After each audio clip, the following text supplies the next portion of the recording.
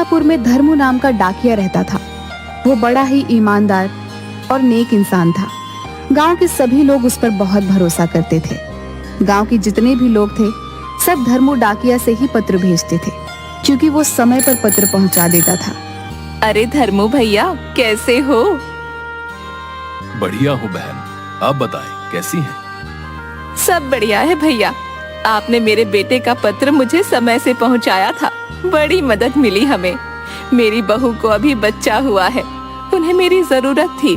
अगर जल्दी से पत्र नहीं मिलता तो उन्हें बड़ी दिक्कत होती शहर में अकेले बच्चा संभालने में। धन्यवाद आपका। अरे बहन, ये तो मेरा फर्ज था, कोई बात नहीं। इतना कहकर धर्मू वहां से आगे चला जाता है। मीरा दीदी, आओ बाहर आओ, तुम्हारा पत्र ले आया हूँ। लाओ भैया, आपका बहुत बहुत धन्यवाद। मेरे पति इतनी दूर फौज में काम करते हैं, अगर तुम ना होते तो मैं कैसे उन तक अपना पत्र भेजती और कैसे उनके पत्र मुझे मिल पाते। अरे दीदी, यही तो मेरा काम है। जो अपने परिवार से दूर रहे हों उनको पत्र के जरिए मिलाना। धन्यवाद भैया। उसके गांव में एक सुरेश नाम का आदमी रहता था। सुरेश भी धर्मू को जानता था, पर उसने कभी भी किसी को कोई पत्र नहीं भेजा था। एक दिन सुरेश बहुत ही दुखी था, क्योंकि उसकी माँ बहुत बीमार थी और शहर के सरकारी अस्पताल में एडमिट थी। वो बहुत दुखी होकर पेड़ की छांव में अकेला बैठा हुआ था। तभी वहां से धर्मू गुजरा। क्या हुआ सुरेश भाई? कुछ नहीं धर्मू भैया, माँ बहुत बीमार है और शहर में एडमिट है। मेरी बीवी उनके साथ वहीं है। फसल कटने वाली है, इसलिए मैं नहीं जा सकता, वरना इलाज के लिए पैसा कहाँ से आएगा। मैं अपनी माँ के लिए एक पत्र लिखना चाहता हूँ, पर मैं कैसे लिखूं? मुझे लिखना पढ़ना तो आता नहीं है। अरे तो तुम परेशान क्यों हो? मैं हूं ना, मैं तुम्हारी मदद करता हूँ। रुको, मैं अभी वापस आता हूँ और तुम्हारा पत्र लिखवाता हूँ। इतना बोलकर धर्मू वहां से चला गया, क्योंकि उसे एक दो पत्र बहुत जल्दी में पहुंचाने थे। सुरेश वहीं पर बैठकर धर्मू डाकिया का इंतजार कर रहा था। कुछ ही समय में धर्मू वापस आ जाता है। अरे आप आ गए धर्मू भैया? हाँ, चलो अब मिलकर तुम्हारी माँ के लिए पत्र लिखते हैं। सुरेश ने साथ में अपनी माँ के लिए कुछ पैसे भी भेजे। सारा पत्र तो धर्मू डाकिया ने लिखा था, पर पत्र कहाँ भेजना है वो पता सुरेश ने लिखा था। ये लो भाई, तुम्हारा पत्र तैयार है और मैंने पैसे भी रख दिए हैं। 2-3 दिन के अंदर ये तुम्हारी माँ तक पहुंच जाएगा। मैं पूरी कोशिश करूंगा कि उन्हें ये जल्द से जल्द मिल जाए। आपका बहुत बहुत धन्यवाद भैया। फिर सभी अपना अपना काम करने लगे। पत्र को भेजते हुए अब 1 हफ्ता हो गया था। एक दिन अचानक से सुरेश धर्मू के दफ्तर में आता है। वो बहुत गुस्से में लग रहा था। अरे क्या हुआ सुरेश, इतने गुस्से में क्यों हो? धर्मू भैया, मुझे पता चला है कि मेरी माँ का पत्र अभी तक नहीं पहुँच पाया। मुझे आपसे ऐसी उम्मीद नहीं थी। आपने मुझे बेवकूफ बनाया।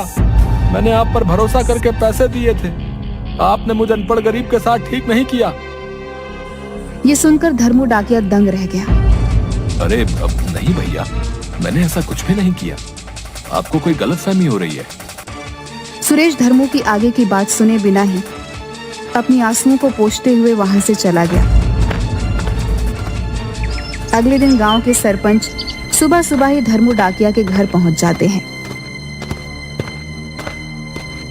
अरे धर्मू, तुमने क्या किया भाई? हैं? हमारा इतने सालों का भरोसा तुमने तोड़ दिया, वो भी थोड़े से पैसे के लिए। क्या सरपंच जी, आप ऐसा कैसे बोल सकते हैं? ऐसा कुछ भी नहीं हुआ। मैंने तो अपनी तरफ से पत्र आगे पहुंचा दिया था और यह भी कहा था कि इसे जल्दी से जल्दी पहुंचाना है। मैं नहीं समझ पा रहा हूं कि आखिर हुआ क्या। तो फिर सुरेश की माँ का पत्र और पैसे कहाँ गए भैया? हैं? अगर तुमने कुछ नहीं किया तो? मुझे खुद भी नहीं पता कि आखिर हुआ क्या है। आप मुझे एक मौका दीजिए, मैं पता करता हूं कि आखिर हुआ क्या है। हमें कुछ नहीं सुनना है। हाँ बस, तुम्हारी ये गलती माफ नहीं की जा सकती है। तुम्हें अब हम गांव में काम नहीं करने देंगे। हमें अब दूसरा डाकिया चाहिए। धर्मू सरपंच की बात सुनकर एकदम से दंग रह जाता है और कुछ भी नहीं बोल पाता। सरपंच वहां से गुस्से में चले जाते हैं। आप तो जानते हैं ना प्रभु, मैंने ऐसा कुछ नहीं किया। न जाने मैं कैसे साबित करूंगा कि मैंने ये सब नहीं किया है। भैया जरा कुछ राशन दे दो। अरे जाओ जाओ, हम नहीं देते ऐसे धोखेबाजों को राशन, हमें माफ करो भैया। धर्मू ये बात सुनकर बहुत दुखी होता है। भैया मैं सालों से तुम्हारे यहाँ से ही राशन लेता आया हूँ और आज तुम ऐसा कह रहे हो। अरे सालों से हमें तुम्हारा असली चेहरा भी तो नहीं दिखा था ना भैया। दिखा होता तो कभी अपनी दुकान पर खड़ा ही नहीं होने देते हम। हाँ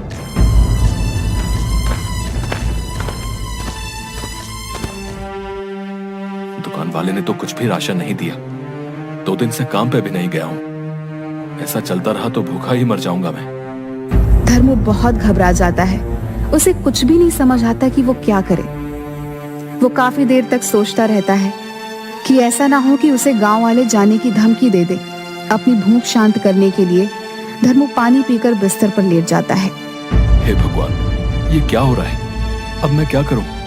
दूसरी तरफ सुरेश अपने सारे काम छोड़कर बस अपनी माँ के पत्र के बारे में सोच रहा था। न जाने माँ कैसी होगी, मेरी बीवी सब कैसे संभाल रही होगी। हमारे पास सब पैसे भी खत्म हो गए हैं। अब मैं क्या करूं? अब अरे तुम परेशान क्यों हो रहे हो? हम तुम्हारी मदद कर रहे हैं ना। कुछ वक्त लग सकता है पर हम तुम्हारा पत्र और पैसा ढूंढ निकालेंगे भाई। इसी तरह 2 दिन बीत गए। कोई उससे पहले की तरह बात नहीं करता था, मगर उसने अपने स्वाभिमान और सच्चाई के आगे हार नहीं मानी थी।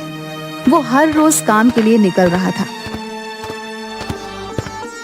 शीला बहन, लाओ, तुम्हें अपने बेटे को पत्र पहुंचाना होगा ना।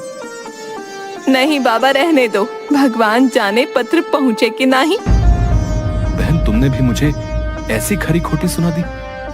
अब तुम किसी गरीब का पैसा ऐसे मार के बैठोगे तो हम तुम्हारी आरती थोड़ी ना उतारेंगे। धर्मू अब तक सब कुछ चुपचाप सह रहा था, मगर शीला की ये कड़वी बातें उसके दिल पर लग गई। ठीक है बहन, मेरी ही कुछ भूल रही होगी। चलता हूँ। हाँ हाँ, जाओ जाओ। तुम्हारे जैसे चोर उचक्कों को यहाँ रोका भी किसने है? आए बड़े संत कहीं के। 2 दिन बीत गए और धर्मू डाकिया अपने घर से बाहर भी नहीं निकला। सरपंच हमेशा की तरह सुबह सुबह पंचायत में बैठे थे। तभी सुरेश भागा भागा वहाँ आता है। अरे सुरेश, ऐसे क्यों भाग रहे हो भाई? क्या बात हो गई? सरपंच जी, हमसे बड़ी भूल हो गई। अरे अरे जरा सांस ले लो, फिर बताओ क्या हुआ। बहुत बड़ी भूल हो गई हमसे। धर्मू भैया बेकसूर हैं, उन्होंने कुछ नहीं किया। मुझे मेरा पत्र और पैसे दोनों मिल गए हैं।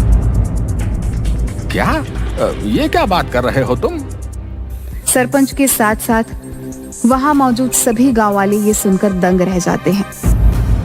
ठीक से बताओ क्या हुआ? कहाँ से मिल गया पत्र और पैसा भाई? सरपंच जी, मुझसे बड़ी भूल हो गई। सारा पत्र तो धर्मू भैया ने लिखा था, मगर उस पर पता मैंने डाला था। मैं ठहरा अनपढ़ गवार, मैंने गलत सलत पता लिख दिया। डाकिया जब पत्र लेकर शहर गया तो वो पता नहीं मिला ही नहीं। 1 हफ्ता इसलिए लग गया क्योंकि धर्मू भैया ने उसे कहा था कि पत्र पहुंचाना बहुत जरूरी है, तो वो शहर में उस पते को खोजता रहा। इतना ही नहीं, धर्मू भैया ने अपने पास से कुछ पैसे भी दिए थे मेरा पत्र जल्दी पहुंचाने के लिए। अरे अब तब तो हमसे बड़ी भूल हो गई है भैया धर्मू को पहचानने में। वो दूसरा डाकिया जिससे धर्मू भैया ने पत्र भेजा था, वो आज ही मेरे पास आया और आके मुझे मेरा पत्र और पैसा लौटा के गया है। मैंने बड़ा पाप कर दिया सरपंच जी, धर्मू भैया पे शक करके। अरे तुम ही क्यों? हम सबसे भूल हुई है भैया, हमें चल के उससे माफी मांगनी चाहिए। फिर रमेश, सरपंच जी और गांव के कुछ लोग धर्मू के घर की तरफ चल पड़ते हैं। धर्मू, दरवाजा खोलो भाई। धर्मू भैया, मैं सुरेश, दरवाजा खोलिए, हमें आपसे बात करनी है। बहुत देर तक धर्मू का दरवाजा खटखटाने के बाद कोई भी बाहर नहीं आता। कहीं ऐसा तो नहीं कि धर्मू गांव छोड़ के कहीं चला गया भाई? अरे नहीं, दरवाजा अंदर से बंद है। तो कहीं ऐसा ना हो कि इतना सब सुनने के बाद उन्होंने कोई गलत कदम उठा लिया भाई? अरे भाई ये सब क्या बोले जा रहे हो हैं? शुभ शुभ बोलो। चलो ये दरवाजा तोड़ते हैं। गांव वाले मिलकर दरवाजा तोड़ देते हैं। अंदर की हालत देखकर सब दंग रह जाते हैं। घर में जरा सा भी उजाला नहीं था। सारे खिड़की दरवाजे बंद थे। धर्मू डाकिया अपने पलंग पर बेहोश लेटा हुआ था। उसने इतना शोर सुनकर भी धीरे से आंखें खोली। अरे भैया, ये आपने अपना क्या हाल बना लिया है। मुझे माफ कर दो। मैंने आपकी ईमानदारी पे शक किया। आप सही थे, भूल मुझसे हुई। मुझे मेरे पत्र और पैसे वापस मिल गए। अच्छा हुआ भैया। अब माँ कैसी है? धर्मू की बात सुनकर सुरेश की आंखों में आंसू आ गए। उसने धर्मू की हथेली पकड़ ली और माफी मांगने लगा। धर्मू, तुमने अपना ये क्या हाल कर लिया है भाई? मैंने इतने साल इस गांव की सेवा करके बस विश्वास और मान सम्मान ही कमाया था। मैं उसे ऐसे टूटा हुआ देखकर खुद भी टूट गया, इसलिए मेरी ये हालत हो गई। अब हम सबको माफ कर दो धर्मू। हमें तुम्हारे साथ ऐसा व्यवहार नहीं करना चाहिए था। हमसे भूल हो गई भाई। कोई बात नहीं, मैंने आप सबको माफ कर दिया है। आप परेशान ना हो। और हाँ, मेरा एक काम जरा जल्दी से कर दो। अब कौन सा काम? मीरा दीदी है ना, जिनके पति फौज में है। देखो, मैंने उधर उनके पति के नाम से एक पत्र लिख के रखा है, जरा उन तक पहुंचा दो। सब लोग धर्मू की बात सुनकर हैरान हो जाते हैं। तुम उनके पति के नाम से पत्र लिखकर क्यों भेजते हो? हाँ सरपंच जी, उनके पति को मरे हुए अब साल भर होने को आया है।